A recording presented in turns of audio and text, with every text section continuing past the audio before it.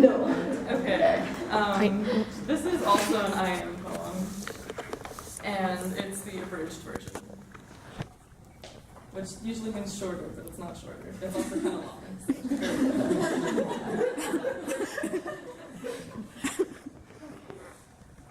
From the time I was a child, I was told to be careful who I spend my time with because they would grow into me.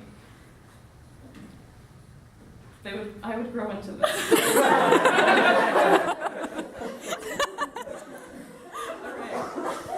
But they were wrong, because they grew into me. Every memory is stored in my mind for a later time. The people I have known have often become parts of my family. And everyone knows the saying, blood is thicker than water, but what the actual saying was is the blood of the covenant is thicker than the water of the womb, meaning those who I choose to be part of my family will mean more to me than the strangers that I have known from birth. Like an ant, I will never know the extent of my family, but in order to sympathize with an ant, you must carry 100 times your own weight. Only then will you realize that motivation is the key to surviving in this world. And I know that the world is not there to give us all that we want. But I've learned that a boy can be all I've ever wanted, wrapped up in attractive paper that crumbles to dust with a kiss on the cheek like Judas in the garden. You have destroyed me. I am a journal made of photographs haphazardly clipped onto pages because my mind remembers faces more than words. Every face you have seen in a dream is a face that you have seen in real life because your mind is incapable of creating faces on its own. But dear God, I wish your face would be plastered on the walls of my mind like band posters in a teenage girl's room so I wouldn't feel the need to dream about it. Your presence follows me everywhere, and I wish that I could forget the way that your skin smells because I will never find that in a perfume, and I am a dandelion, but I really wish that I wasn't because I am tired of being blown all over the room. There is a story in my mind of a girl that does not need a man to survive, and I know that that girl is me, regardless of what society tries to convince the rest of us.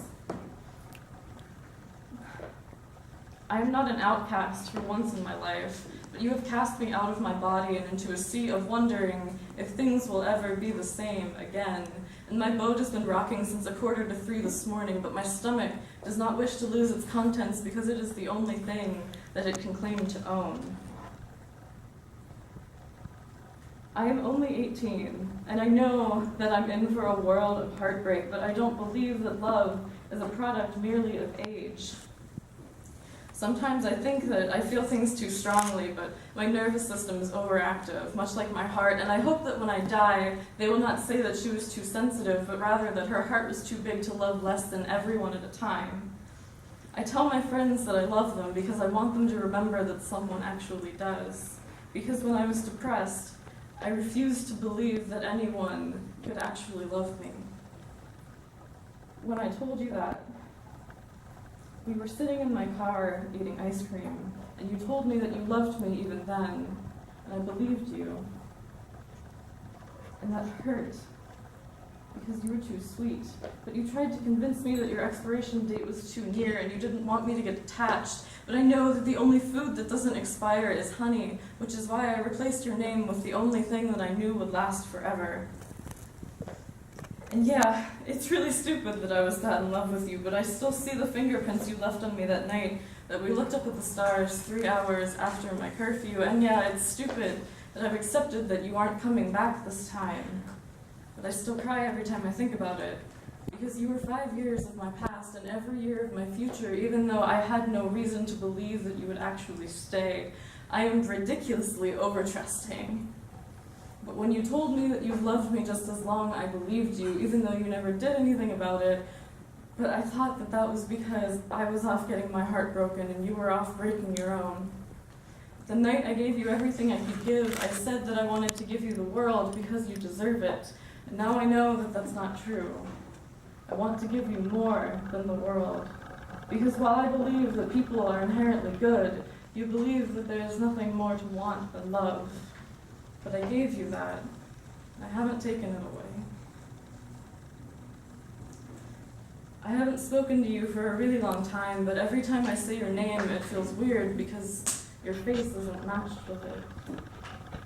I can understand why people say it's impossible to forget your first love because it is, But the beautiful thing about firsts is that no matter how many times your heart breaks, you can still have a first time over and over again. I am not the same person that was with you on those nights because I am once again a first.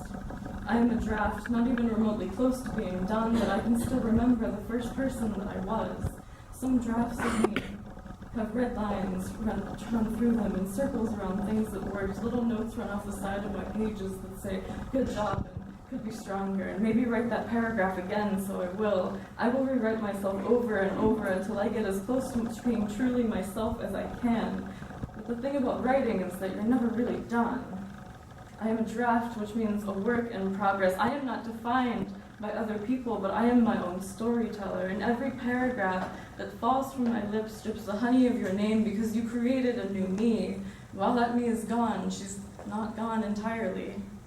My brain is full of filing cabinets that are jammed with little pieces of paper scribbled on with pen, and sometimes I hit roadblocks, and sometimes I leave things unfinished because I can't stand to face my failures.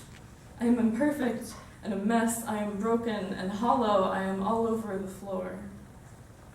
I remember the draft that worried my parents. That paper is full of tear stains and skeletons doodled in the margins. I am anxious, I am afraid, and I am not here all the time.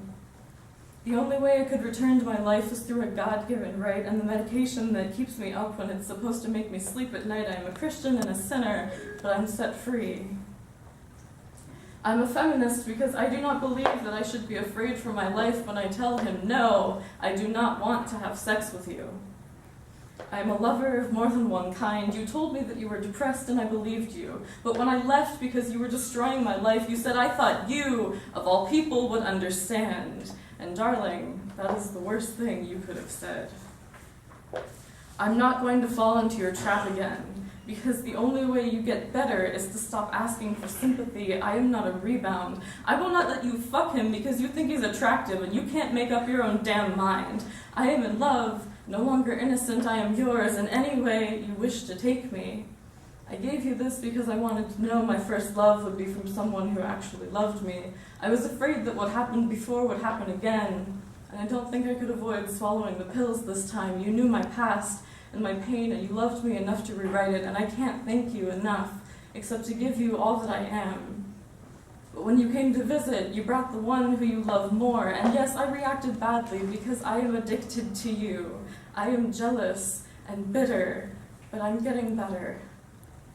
The hate that filled my heart has been diluted like oil and water. My heart could not mix with my mind. I'm sorry that I caused her to cry, but she wanted you to choose, and you chose her.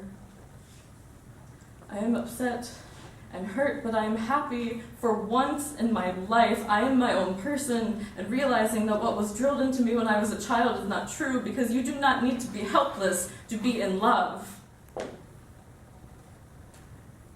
But I am a little girl standing in front of you, asking you to love me. But I know that you never will, because I'm your best friend. I am a poet and a musician and an amateur simply because I do things out of love. I'm a student still learning how to work through my life, put down my emotions on paper because I've realized that the only way for me to cope is to allow myself to be free. I am new. I am a survivor. I am happy.